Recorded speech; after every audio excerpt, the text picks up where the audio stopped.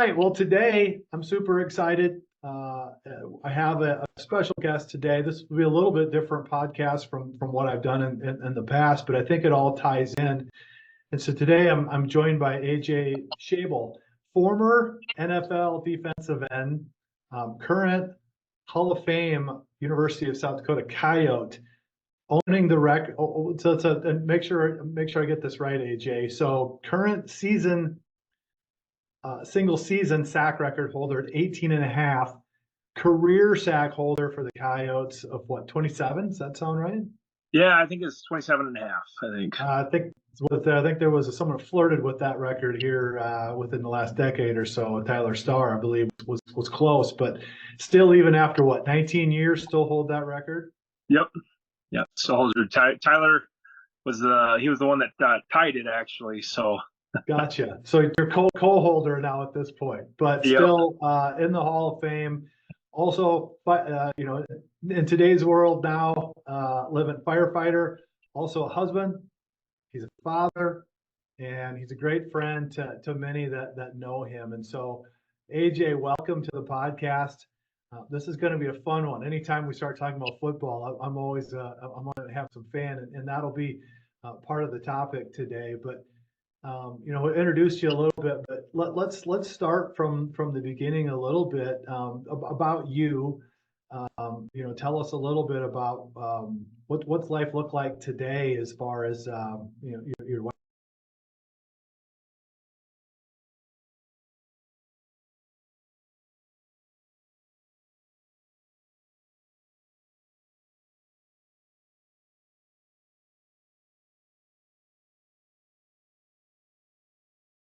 life skills from being the youngest of four boys. I'll just say that lightly. There's a lot of things that happened, that kind of made me who I am today. But yeah, I'm living in Beersford now.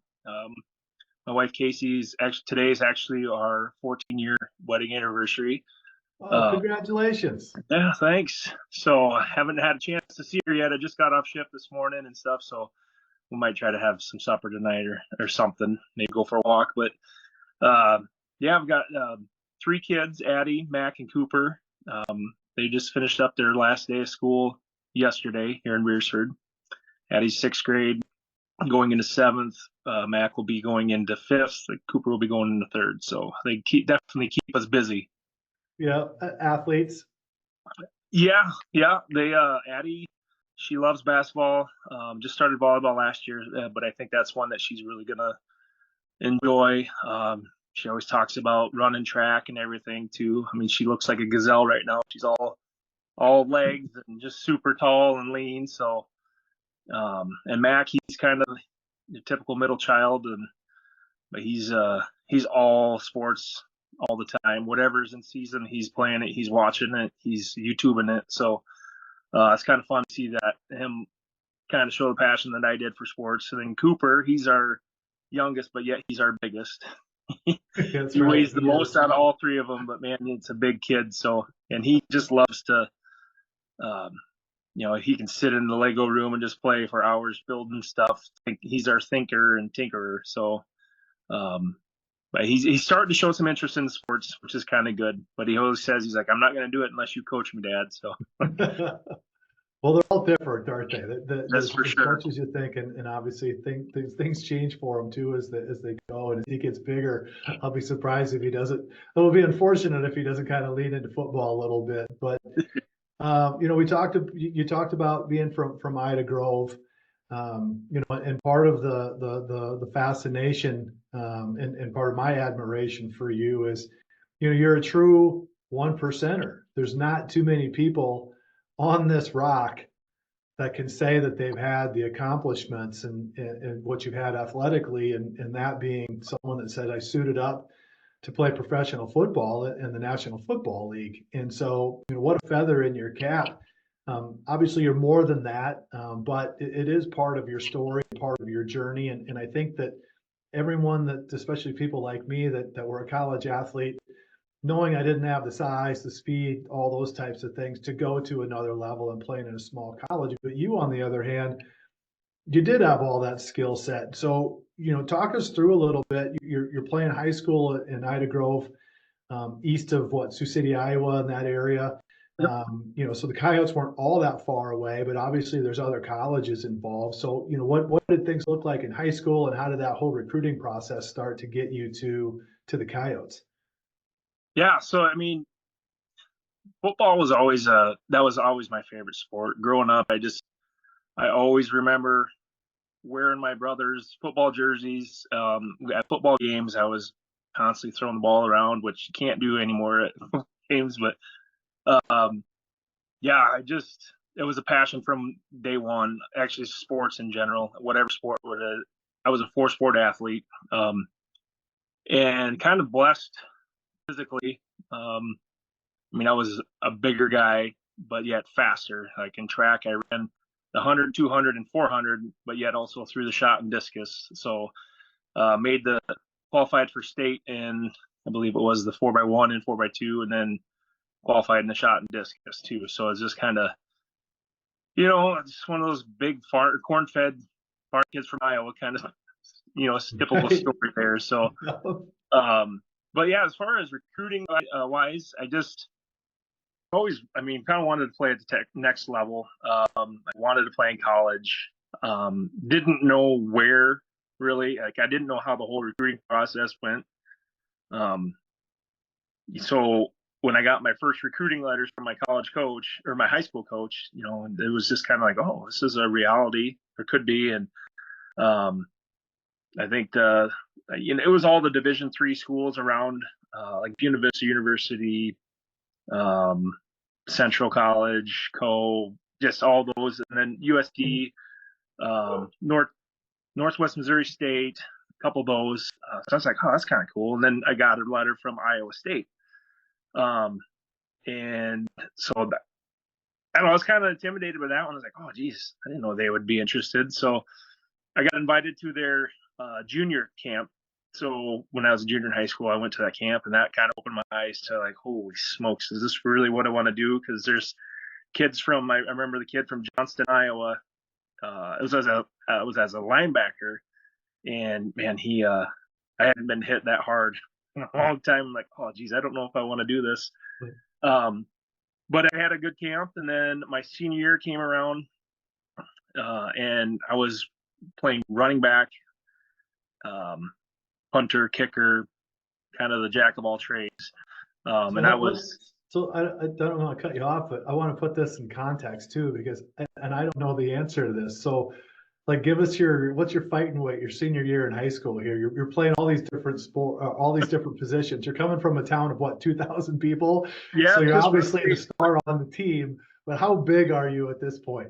So senior year, I started at like 235. I was 6'4", 235, and then towards the end of the year, I was like 240. So I was, in all accounts, any other school in the state, I would have been an offensive tackle for sure. Right. But I was fast too, so I could. The coach was like, "Yeah, we'll just give him the ball and he'll run people over and run past them too." So, yeah, I was playing running back at the time. My senior year, I had over 1,000 yards rushing and set the record for that, and that kind of, I think, opened eyes to some of the other coaches. Because then, when basketball season rolled around, I started getting all the coaches coming to the games and watching me play basketball and stuff like that. And I think that's where the athleticism kind of showed in basketball, and then especially in track too. I think seeing a big guy run fast, they started to, I don't want to say drool, but they were really excited. So USD was really the first ones to show a lot of interest. They came down to everything. They had a home visit here with the head coach, and I remember my mom, it was after a basketball game, and they're talking about scholarships. And like, yeah, we'd offer him a 3/4 scholarship because that's all you could get back in Division II. You couldn't get full rides or anything. So he laid it out. I was like, I will pay for this, this, and this, and all you have to pay for is the meal plan in your books. So after he left, he's like, yeah, you're going to go here. Because my two oldest brothers went to Buena Vista, which was a private school. And back then, I think it was, when they were in school, it was like 20-some thousand a year. So when they heard that most of the schooling was going to get paid for. They were pretty excited. So, South Dakota State was the other one that was really interested, but I don't know. I think it was an omen. I just got a bad feeling from day one from the guy that was recruiting me. And yeah, I don't know. I just committed to USD, and kind of the rest is history. I think the opportunities that I got there, I wouldn't have had anywhere else. I got a chance to play right away my freshman year, didn't have to redshirt. Yeah, and I just kind of had success right away and was able to shine athletically and physically where in that smaller pond. I think that's what got me noticed. So yeah, and it's funny that the humility of like, hey, I'm 6'4", I'm 235, senior in high school, and wow, I couldn't believe these coaches were actually paying attention to me. I'm like, you were like the prototypical guy where they're like, holy smokes, he's a 240-pound guy that can run, and we can play him at a linebacker if he stays the same size. If he gets bigger, we just start moving him around in other positions until he finally, arrives at the weight he's going to play at. And so, we already talked about, you had a lot of accolades at USD. You proved yourself to be worthy of another level, but there still had to be uncertainty, no different from when you go from the high school level to the college level. You're breaking records. You're obviously a force to be reckoned with. You make the little All-American team as a D2 player, and now you're getting to the end of your senior season, and everyone locally pretty much knows if they're following USD football who you are at that point, because you're a star. And now all of a sudden you get to the end of this year. What did you think? What did you expect that would happen at that point? Did you feel like you were worthy of playing in the NFL? Not right away. I think we'll go back to my junior year in college. That's when it started to kind of show that it was a possibility that I was going to play, because we had a pretty talented team for Division II. There was the junior year, I think there was 4 of us that did off-season workouts with, it was the Broncos and another team. They came and ran through 40, all that combine type stuff. And then that going into our senior year, we had scouts, 2 or 3 scouts every practice at our practices throughout the year. So it was kind of nice, and there was 2 offensive linemen, myself, our quarterback, and then a running back we had. So it was kind of like they're always watching the linemen. So they're always there with us. And yeah, it was just kind of like, oh, wow, this is kind of cool. They're showing interest. And then I had the breakout season my senior year, and just kind of, I got moved to defensive end. I was playing more inside, nose guard, defensive tackle, which I did okay at, but physically I wasn't made for that. I was, I'm taller and quicker. I was still able to make plays, but I could really shine on the outside. And when I did that, it spoke volumes. I think the first game that I got moved to defensive end, I had 2.5 sacks or whatever. And then every game it was 2 to 3 sacks every game. So it was just kind of like found my niche. And then at the end of the season, that's when, I got contacted by agents and that whole thing. And then that's when scouts would come in, ask for private workouts, stuff like that. And the Cardinals were the first team and like really the most consistent team that would show interest. They came up to Vermilion, put me through like a 2-hour workout, which was pretty intense. I did defensive line stuff. I did fullback stuff, tight end stuff, and video recorded the whole thing. And then they brought it back down to Coach Denny Green at the time down in Arizona. So yeah, it was kind of, I knew it was a possibility, but it didn't really start to show itself towards, the end of my senior year, that I was like, okay, this is going to happen. So yeah, statistically, you went off the charts. You don't see that 18.5 sacks, and you talked about this before, like at Division II, with the 3-quarter scholarships, that sort of thing. So at Division II, different today. If you look at Missouri Valley Conference with SDSU, USD, go down the list, the Bison up north. there's a lot of NFL caliber type of tackles that, these defensive ends would have to face. And they've also had some edge rushers, go as well. And so you're obviously dominating these tackles at Division II. It's a little different world. So when you go let's go back. So you just talked about this. You finish this season up. You're getting visited. Do you get drafted, or how does this all come about?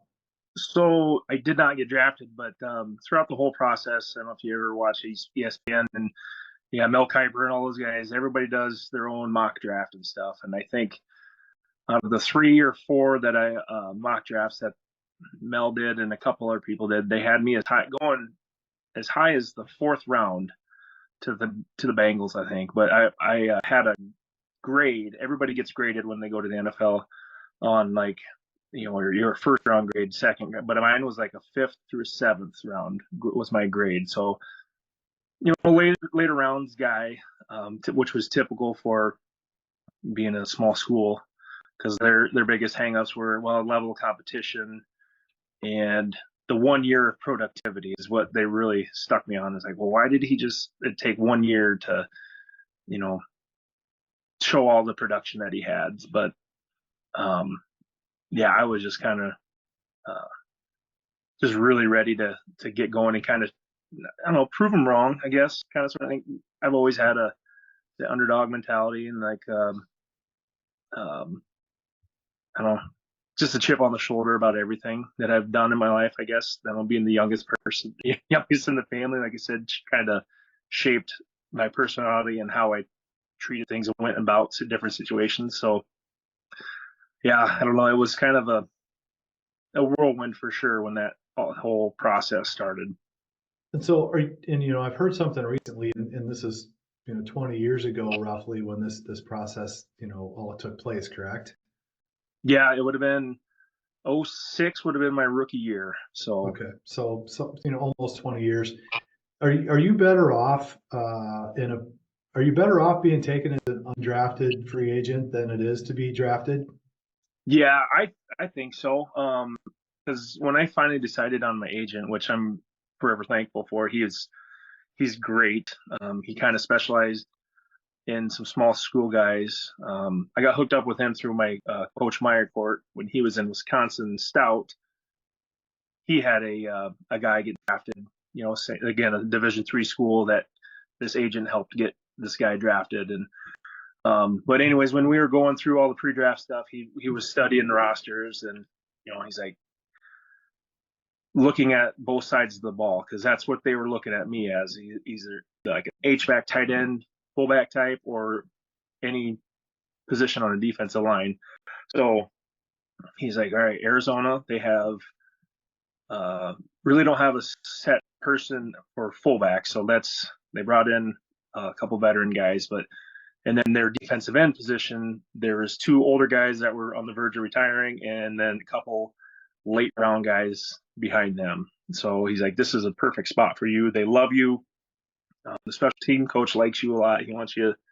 So he's like, so you have it in your first year, and then you can definitely improve on, your defensive line. Like my technique was a knock that they said, it's like, it's just kind of all raw natural ability right now, not much for technique. So that's why we set it on Arizona. And being undrafted, you can definitely just, like I said, study the rosters and then kind of pick and choose what team you think you'd be the best fit for and have the best chance at making the team. Funny thing, like I've got a lot of family members that are Vikings fans. So as soon as the draft ended, I got a call from Danny Green, and he's like, hey, we were going to take you last round, didn't work out, but we'd love to have you as a free agent here. So I'm like, yeah, whatever. We'll send the papers over. I'm going to sign it. Let's go. And as soon as I hung up the phone, it wasn't probably 15 seconds later, got a call from the Vikings, and they said the same thing. He's like, we didn't get you this time, but we'd love to have you. And so I don't know. You just never know how things would have shaken out if I would have went up there or not. But I did enjoy my time down in Arizona. So you chose the Cardinals. Yep. So let's dive into that. So you're there's obviously they're still trying to figure out what you are. You're a bit of a tweener. maybe in their eyes of like you're between defense or between offense. So like, let's talk about this NFL thing and like, where did you kind of land as far as the position, and when did you go, oh my gosh, this is like real. I'm like, I'm wearing the stuff and I'm taking on a guy, what, and when you went into that, was there any offensive lineman that you like, hey, I've watched this dude on camera or watching during games and kind of go, I think I'm good enough here at this level? So that was, yeah. When after the draft, they have the first or team organized activity. They call them OTAs, and I remember going down there. It was just kind of starstruck. I was like, oh my gosh! Like walking through the cafeteria getting our food. There's Edgar and James grabbing the same uh, sandwiches and stuff. Like yeah, Danquan Bolden, Larry Fitzgerald, and Kurt Warner and stuff. It was just kind of like, holy shit, this is kind of crazy. So I sat down and was eating my food at a table, and then Kurt Warner just sits down next to me and starts talking, and asked where I was from, told him I was from Iowa, and then he's from Iowa, and just kind of started that whole conversation. And but when we started practices, it was definitely an eye opener because there's the big jump from high school to college is that there's a different adjustment. That the speed of the game is so crazy. Eventually, you get caught up to it, but that jump from college, especially Division II to NFL, was I mean, guys that are that big should not be able to move that fast. It was crazy. So I remember going up against his name was Leonard Davis. He was a first round, I think, draft pick from Texas, and he had just signed a big contract with the Cardinals the year before I got there. And I remember going against him and kind of giving him the business. To be honest with you, I was like, oh geez, like this. But he was probably just going half-ass because I mean, first, second down, I'm getting past him, kind of forcing the running back out here or flushing the quarterback out. And then the third down, they decided to run a draw. Well, offensive linemen, when you run a draw, they're kind of taught to let you go upfield and then kind of hit you by. Well, he did like the old Deacon Jones head slap to me. I'm running past him, and all of a sudden he hits me on the side of the head. And I dropped to the ground, and I'm like, what just happened? It feels like somebody had a baseball bat right to the back of my head. And he stands over top of me. And then, mind you, this guy's like 6'7", 330, just a massive human being. And he says, you better slow down, rookie. And I'm like, oh, geez, okay. So I slowed down a little bit. But gosh, when we were in training camp, I didn't really care what they thought because it's like my goal was I just wanted to make or get an invite to a camp. And then once I got drafted or undrafted free agent to them, I was like, well, I just want to make practice squad. My goals kind of changed. They weren't like drastic, big lofty goals. I just was like, I can obtain them. So when I got to the training camp, I'm like, well, I just want to make practice squad. But I was, batting down balls. I was, making a lot of plays as a defensive end. So that was my natural position. But throughout the whole course of training camp, they had me start working some short yardage stuff for fullback, and that's where I ended up playing the most was at fullback my rookie year, which was kind of crazy. The learning curve of that was just immense. They handed me a playbook that was like 3 inches thick, and pretty much said, "Here, learn it." And it was during our training camps and stuff, we would install. I was already learning the defense through all the installs, and then I'd have to go to offensive meetings and learn all the play installs for that day as well. So on top of all the special team stuff, so my brain was just kind of spinning. And yeah, they would install like 5-6 plays every day or every practice. It was just kind of the mental side. Physically I was fine, but mentally it was definitely a struggle for sure to keep up because, like I said, it's just so fast paced. And as soon as you start thinking when you're on the field, you start slowing down. And once you do that, then that's not a good thing. But they ended up switching me I made the team as a defensive end. And what was it, the fourth or fifth game, I think we played the Bears. And that was when they made the switch full time for me being a fullback. So, and that's why I played the most my rookie year as a fullback. So it's kind of crazy how it all panned out. Well, so you get now you're playing fullback, a new position. You're figuring out this playbook. How long does this last with the Cardinals? So I was there for 2 years. So I played I think in 13 games in the 16 game season. The last half of the season I just got deactivated just because I think they were like the roster moves needed it. They needed more wide receivers, so they brought some in and then just kind of brought me off the active roster for those last like 3 games. And then in the off season, that's when the new coaching staff, well, Denny and his staff got fired, and then they brought in Ken Wisenhunt from the Steelers and his whole staff. So I spent most of the time in January, February, March meeting with them, trying to learn their playbook now because it's a completely different offensive. I remember sitting in the office with the head coach and I said, where do you guys see me? Do you see me as a defensive end or your fullback here? And he's like, well, we've kind of got the defensive guys we want. You can give that a shot if you want. He's like, but I'll tell you right now, we don't have a fullback. I was like, okay, there's my answer. And we got to try to learn how to play here. And he's like, but I'll tell you, we don't have a need for a 290-pound fullback though. So I took that as like, okay, well, I'm gonna have to start losing weight. And yeah, by the time OTA started, I was down to like 265.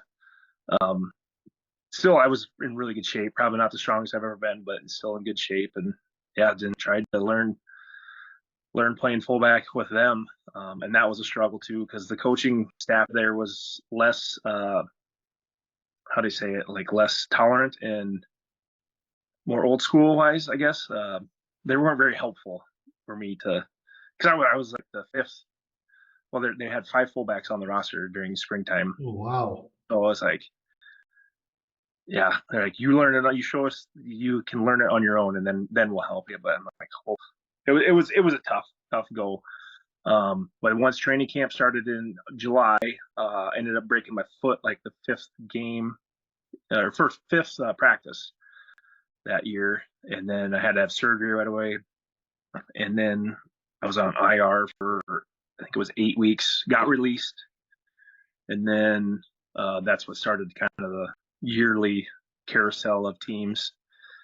Once I got released from them in 2008, I was with the Eagles and then the Jets, and then I went to the United Football League for 2 seasons, and then 2011 got to Seattle. So it's just kind of like I said, just every year I was all over the place.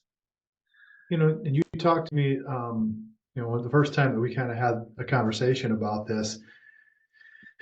I will say this like somewhat cautiously because it's like you left on your own terms, but they weren't the terms that you really designed either. It's not a way that you would want to, I want to say you were forced out, but you knew at that point when it was time to be done. And so, explain kind of like what happened in that maybe that play or that moment or that game on kind of what all took place. Yeah. So my last year in the NFL was 2011 with Seattle, and that's I kind of like made a little mini comeback. I don't know, physically and all that, because I had played really well in that United Football League. I led that league in sacks that last year in 2010, which got me noticed to come back into the NFL. So when I was in training camp with Seattle, I was working with the 1s and the 2s on like 3rd down situations, and things were looking really good. Like I thought for sure, it's like, I'm getting back into it again. My career's gonna kind of get rekindled. But then the old concussion beast came back, and I ended up getting one on the Thursday before a Saturday game, which was kind of crazy. And then it was like a day and night difference. As soon as I got that concussion, it was like playtime, or like I was damaged goods to them. I was just a body in camp, so it was kind of like I wasn't there anymore, kind of sort of thing, which was really frustrating because just seeing the talent that they're the people they had brought in as rookies, and it's like, there's no way that I am not better than these guys, because I learned every position as the defensive end for them, their strong side, their weak side ends, and both interior ones. So I was like, I got to be prepared for if they need something, I can play in this position. But then, I was like, oh, well, we'll find somebody else, kind of sort of thing. And I just didn't get any looks anymore in the ones or twos, and scout team reps were just kind of my only thing that I got anymore. So once I got cut from Seattle, I went back in the United Football League and played for 3 more games. And then I had the last game of my football playing career, fourth quarter. I think we ended up winning the game, but I won't forget it, because it was the kind of, they always say the hit that like you knew you were done kind of sort of thing. So I was, they were going to try kicking me out. The backside tackle was coming at me. Another huge human being running full speed hits me. I didn't see that one coming, which I think started the head concussion thing, because then the very next play they ran it, but it was from the other side. So I saw it coming and I braced for it, and then he hit the top of his head, hit me right on the side of my head here, and it was just like instant. I knew I had another one. I said, I'm done, because it's kind of a culmination of everything in my life at that point. My daughter was just born on September 18th, and this game was in the end of October. So she was at the game with Casey and my parents and her parents, and after the game, or I remember just walking off the field after that hit and just sitting in the locker room. You just kind of like that moment, you're like, I'm at peace finally. I'm like, I'm done. I know I'm done. I can move on to the next chapter in life.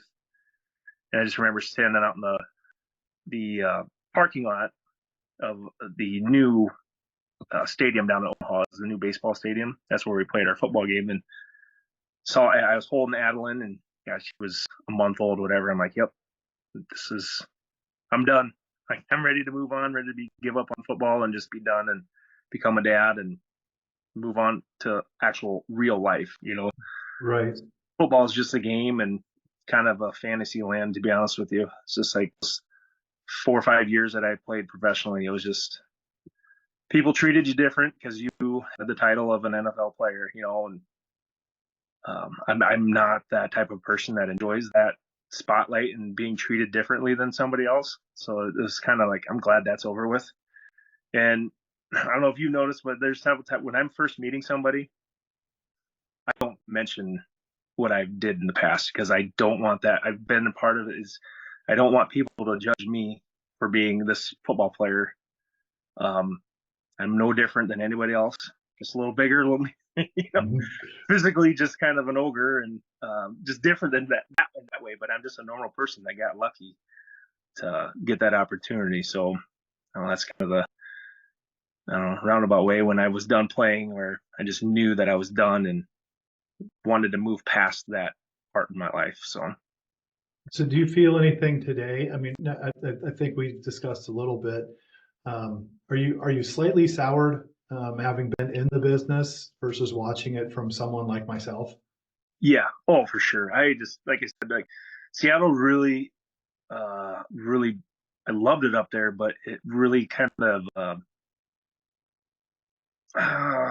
put a scar on me. I guess that's the best thing, because I don't know. I just felt slighted, because I never got like a fair shake at anything, especially my first year with Arizona too. Is like, I made the team as a defensive end, but I didn't take one snap as a defensive end during the regular season. We had both of our starting ends got injured. They brought new guys in. I'm like, I'm here, I'm ready, I can do it. I just never got that opportunity to showcase my true position, So that kind of started the bitterness. I was like, well, why? Why? Is it just because I'm an undrafted guy from a small school? You don't think I can compete? Which obviously I could. Like I made, some plays and stuff like that. And I did whatever you wanted me to do. I switched positions. I tried to, anything they wanted, I was doing it. Which now I look back, I'm like, I should have had a little bit more of a backbone and like, well, I'm going to do what I'm comfortable with. But yeah, definitely at Seattle, I really felt burned, slighted. I don't know, everything. I just was like, it made me hate football so bad. And I think it took me about a year and a half, 2 years to watch a full NFL game. I didn't work out for a year. So just burnout physically, mentally, and just everything else. I just wanted to be done with all that. So, but yeah, NFL is definitely not what I had envisioned it would to be. Just it's a true business, which I get it, but I feel like that business could be a lot better if they had a little bit more tact to it with their players. You know, everybody that plays, because it's such a short time frame that anybody gets to play. Just like I said, I was damaged goods to them, and just kind of got thrown off to the side, and that's what really kind of irked me. They didn't really take care of anybody that gave them any sort of like time. You know what I mean? Like because after I was done, I had some, body aches, pain. My knees were all kind of jacked up, and obviously with the 6 concussions I had, I thought I was having some issues with that, and they weren't taking care of it. It was such a, well, thanks for what you did, and here's a pat on the ass to get out the door. There was nothing to kind of help me through that kind of sort of thing. So that was another part of the problem when I just kind of bitter towards it. But I'm getting over that. I'm kind of just embracing the fact that I did do something that nobody or very, very few people do. And I think having the kids has helped that, because they're super curious about it. Mac and Cooper, Addie, all their friends are curious. They always ask, well, what was it like? What'd you do? Who was the first person you had your first sack against, and all this stuff. And so, and just seeing their excitements kind of made me like rethink it and kind of get a different mindset on what I actually did and not my personal feelings. Today, you moved onto a different career. You did some construction with your father-in-law, but today, firefighter. And so, it's funny. You just mentioned, when I meet somebody, and you're extremely, extremely humble guy. Unfortunately, at 6'5", 200, and what's your fighting weight today, AJ? Oh gosh, I'm embarrassed to say it, but I think I'm heavier than I was when I was playing, almost as heavy as when I was playing. So I run pretty high, 280 to 285 is where I'm at usually. So. Well, I've seen a lot of guys that have left the league that it's one way or the other. So you've actually, I think, done really well.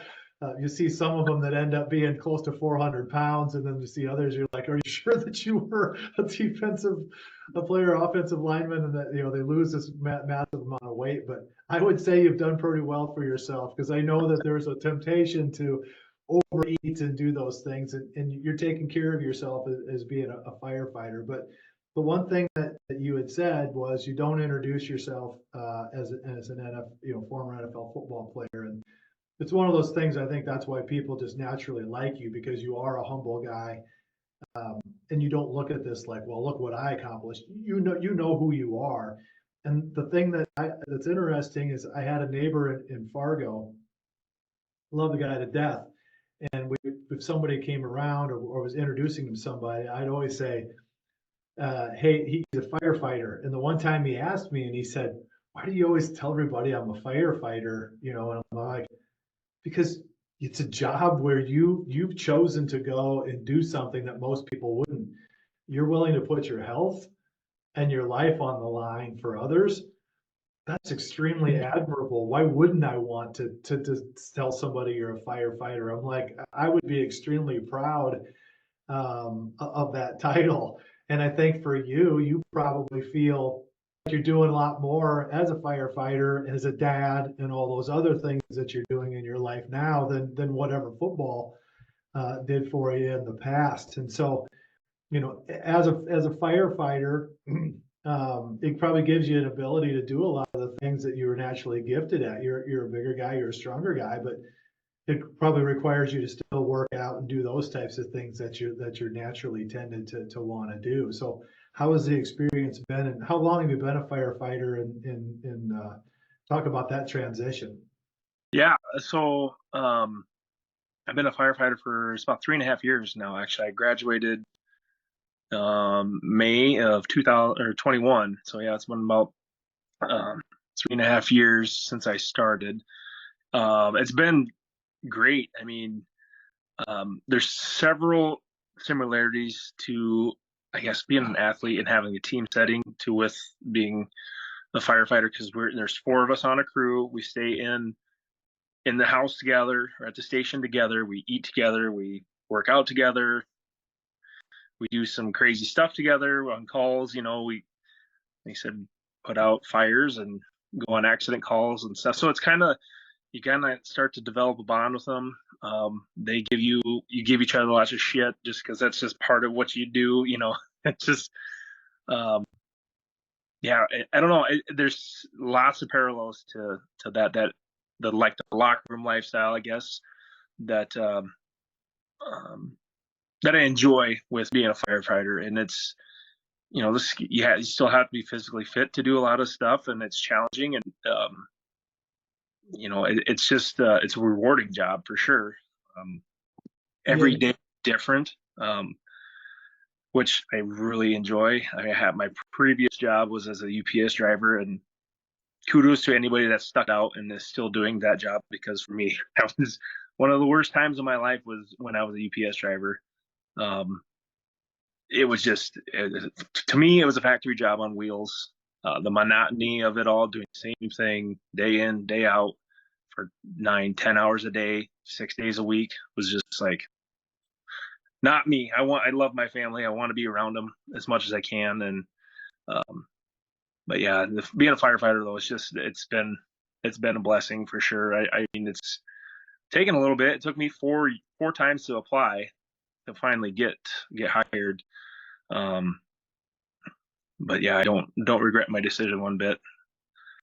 So do you have any, well, before I get to, I was going to ask you if you have any effects. Let me just ask that. We talked about the concussions, and it's kind of one of those things that, once again, I don't want to say forced you out of the league, but it woke up something inside of you that said, this just isn't worth it at that point. And so today, what are you feeling? The UPS thing, was that also hard on the body as well, knowing that you put your body through a lot of what most people never would have experienced in their normal life? Oh yeah, like that. I mean, that job, I don't know how guys do it for as long as they do. The short 2.5 years I did, I mean, I lost a lot of weight. I was in super good shape, but I would average like 30,000 steps a day. And that's doing anywhere from 150 to 300 stops in a day, which, I just didn't like that constant under the gun stress with everything. Like, I can't be done with my day until my truck is empty of packages and stuff. And that really started taking a toll on me mentally. I don't share share a lot of this, but I was at a really low point in my life at that time. It's just, my mind started wandering. I'm like, well, geez, here I am. I'm and no offense to the UPS drivers at all, but as like, here I am, former NFL guy, driving a brown truck, hating my life.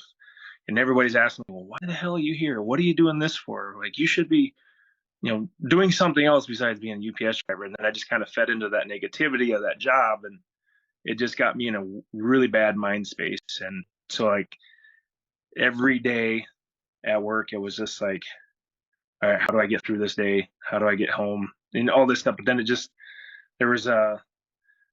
one point, I just like lost it in the truck. I just broke down. I just didn't know what was going on. Like, what's going on here? And then my buddy Tyler, who you met this past weekend, he called me out of the blue, which was just like super random when he called me right at that moment when I had some not good thoughts in my brain. Just kind of was like, I just felt I needed to call you, kind of sort of thing. So it was just kind of crazy that all that happened. That just really put a perspective in my brain that it was like, all right, I got to make a change in my life. Otherwise, something's, like you just never know what's going to happen. Because then Right. there's like, do I have the start of these side effects from concussions right now? Is this because I've had so many concussions, or is it just this job or the way life's going right now? So yeah, I mean, it's just crazy to show like when you're not happy with your job or anything, like how that can really derail a lot of things. So um yeah, I got, went and talked to some people and got a different mindset. And yeah, the firefighting thing has just been like, I have zero of those symptoms or anything like that anymore. I just feel like a brand new, like a weight's been lifted off of me. I can think clearly and just kind of feel normal, I guess, and not have to worry about that. So Well, yeah. thank God for Tyler. Thank God for, didn't probably realize what he was intervening at that time. And, me being a Jesus fan, obviously I think that there was something more at hand, that the timing of that phone call. And, I think you probably would your testimony of it. You guys come out of a professional athlete, and you heard that question. Well, what are you doing here? Like, well, what what do you think happens when you leave the league? It isn't like they Yeah. go, hey, here's this beautiful job. It's just waiting for you. It's like everybody else is competing for the same thing, just like it was in the NFL. I'm like, no one's handing you anything, and all of a sudden you're trying to find your way and go, what is it? What's my purpose? And it sounds like you found that. I know one thing about you from being around you, the short amount of time that I have, is you're definitely a locker room guy. You're a guy that you can hang around and talk, and I think that kind of fuels your fire, so to speak. And I think that this firefighter deal with working with a team gives you a lot of purpose. And obviously you've got purposes with your family and those types of things, but all of us need something in an occupation that makes us want to get out of bed and go there every day. And so it's just great to hear that you found something. And I didn't know about the UPS thing until now. So that's that's something, like you said, coming off of an injury and of the magnitude and the frequency that you had, definitely would go, okay, you're probably dealing with some stuff. Do you feel like you're dealing with some things today with the concussions, or do you think that that's I don't think so. Like I said, I think it was more everything that I was experiencing was just kind of I don't know, not lifestyle attributed to, but like environmentally. I think it was, yeah, just the job situation I was in with job, and uh just not enjoying that. And then having this like expectation of that everybody had of me, kind of sort of thing. Like, yeah, you played in the NFL, you made all this money and stuff, and I'm like, you guys have no idea. I was league minimum. Yeah, it was a decent chunk of money, but it's not like I spent all my money or anything. But it was one of those things where I'm not they have maybe three, four of those big contract type guys where you see the fancy cars, the big houses, all that stuff. And I drove up to training camp in a 1998 Chevy Blazer. right? Something like that. What you see is not what you get or what you are. Like I don't know. I didn't. I think that was a hard thing too. It's like, well, did I should be living up to this. Like people think I'm this and I'm not.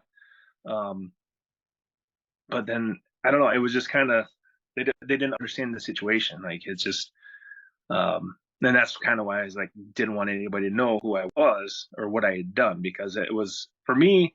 I had the sense of failure because I didn't, in my head, like I wanted to be vested and play for eight 8 years or whatever, and my goal was to buy some land and have a hunting service or something like that, just to go do that. And but obviously that wasn't part of the greater plan. It was just that's not what God had planned for me. That was my plan, but not His. So, um, but I always felt like I had failed at it because I didn't live up to my expectations, and then I feel like everybody else's expectations and stuff. It's like, well, you played in the NFL, you should, be doing this or have this or stuff like that. That's kind of what went through my mind, and I obviously have since changed that thought process. And I don't know, it's just kind of, I don't know, like,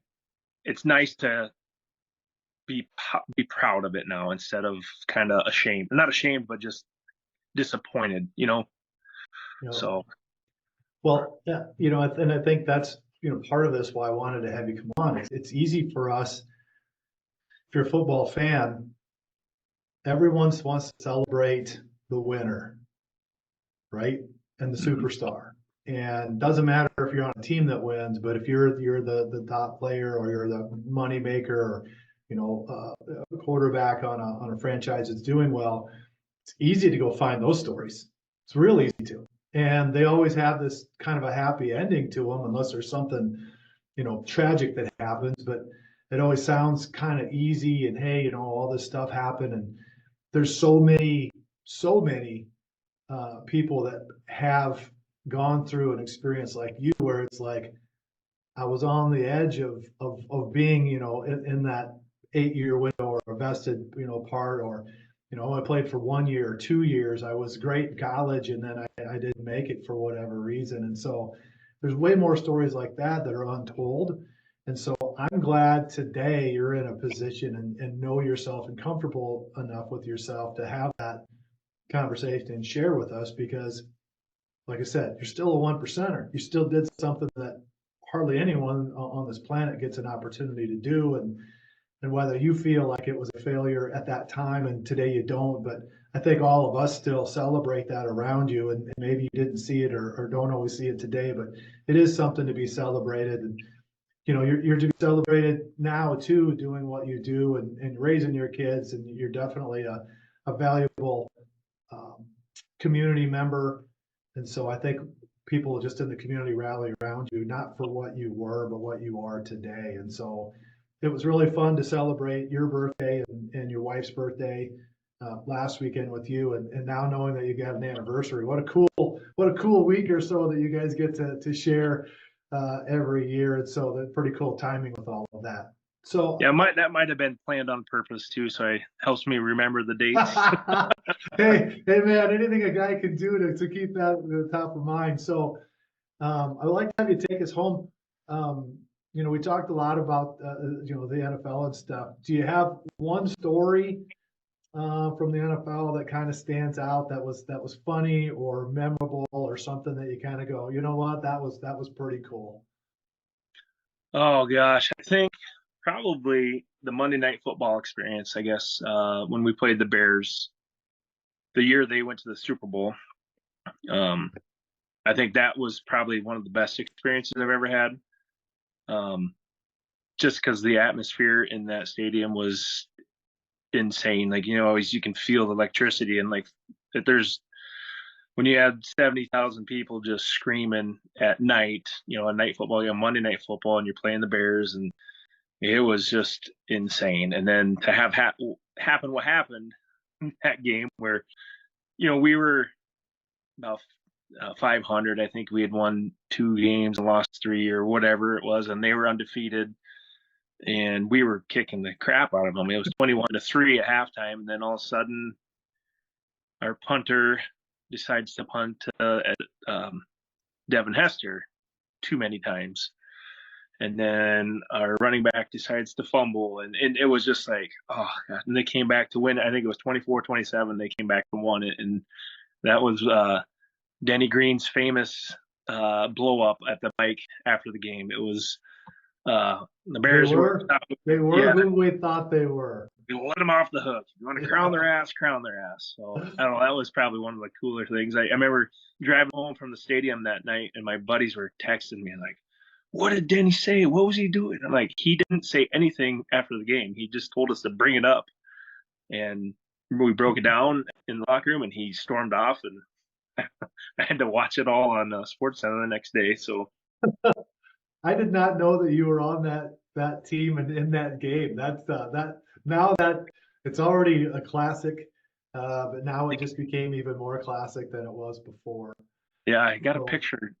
Oh, I should post it, but there's one of me chasing down Devin Hester when he was running down on that kickoff or on the punt return for the touchdown. There's one of me. I felt like I looked like Mr. Larson from Happy Gilmore chasing Shooter McGavin. Just big ogre guy chasing this guy down. But Will you find that picture? You send it to me, and I'll put an overlay on this YouTube, and right. we'll get a chance to see it. And Yeah. I'll grab some other pictures too. It'd be great to see. If you've got some things, there, it would be great to show this on the video as well. But well, AJ, hey, I'm sure I'll see you soon. But I do appreciate you taking time. I know you it's coming off of a shift, and you got other stuff to do, but appreciate you taking time to do this. I know Andy Erickson did one with you here earlier in the year. But I think it's a great story to hear for so many people, and knowing that, and really the impact of what all that looked like, trying to find your journey after football and finding a home and not giving up hope. So I appreciate you. I love you, man. I look forward to seeing you again, and I just really appreciate you taking time to do this with me today. So God bless you. No, I appreciate it too. I enjoy doing this, and like I said, I think doing it just kind of helps me be proud and appreciate what the stuff that I've done and stuff. So like I said, appreciate you having me on. So. Well, thanks again. Hey, if you listen to this or watch this on YouTube and you've found this great, so just click that little thumbs up button, subscribe to my channel, and if there's someone else you think that would want to hear this podcast with me and AJ, send it off to them. I really appreciate it.